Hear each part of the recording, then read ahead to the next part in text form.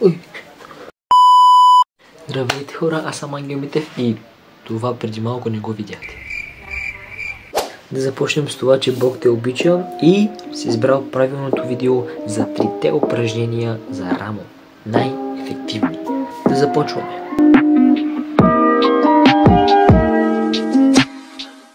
Първото упражнение е Military Press. Независимо как го правите, или с лост, или с дъмбели.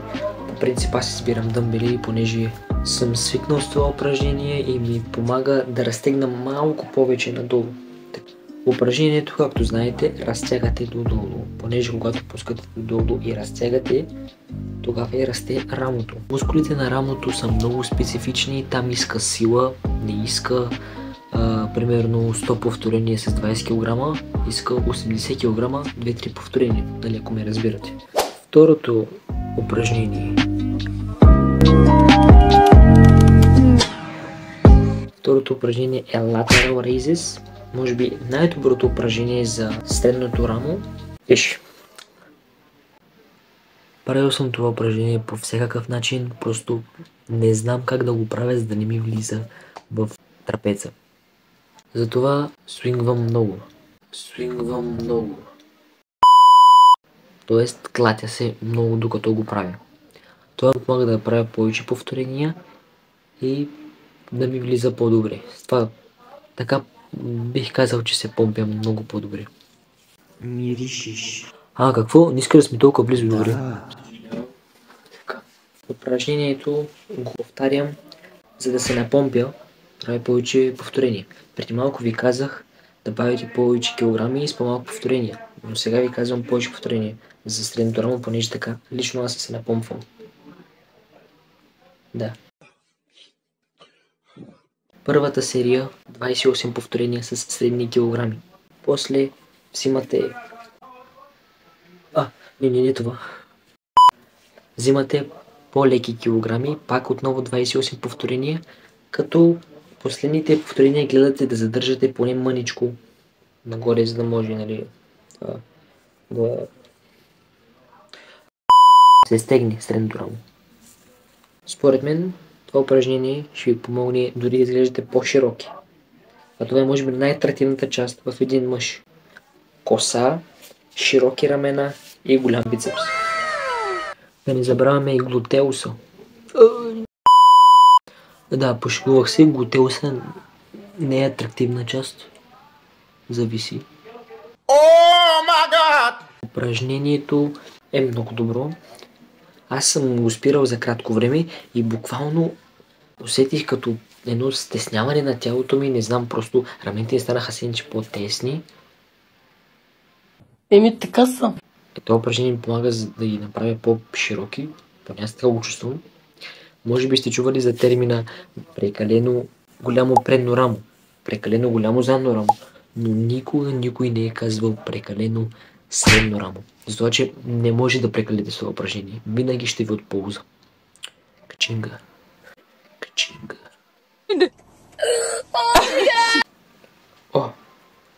Забравям нещо.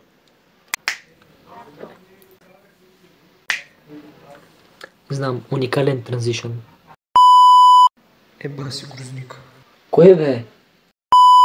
Уникално упражнение е просто ако не го включиш в тренировката си, ще отида у вас в 12 часа и ще те накарам да гледаш всички епизоди на Барби без да спираш, без да ядеш, без да мигаш, без да пиеш вода до края на живота си. Разбира се, това беше шега, освен ако не го вкараш в твоята програма.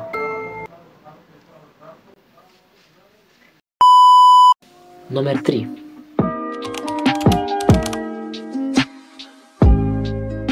Упражнението е similar като Lateral Raises, само че вдигате, нали, стойката до горе-долу тазът ви, до вашите странични плочки, нали, и да core. Няма значение, просто да ви е удобно, да не е надолу, но да е горе-долу до средата на тялото, понеже това упражнение трябва да го изпълняте като разтягате отново средното рамо, а като е надолу, то не се разтяга, ами си е надолу. А когато е до средата, то се разтяга максимално много. И това ще ви помогне за растежа. Нали? Разтягане е равно на растеж. Yes! Те са много красиви, бе. Абе, ко се гледаш толкова, Грозник? Менеш на бившата Руса и дебела. Знам. Да. Просто това ми помага да не съм депресиран.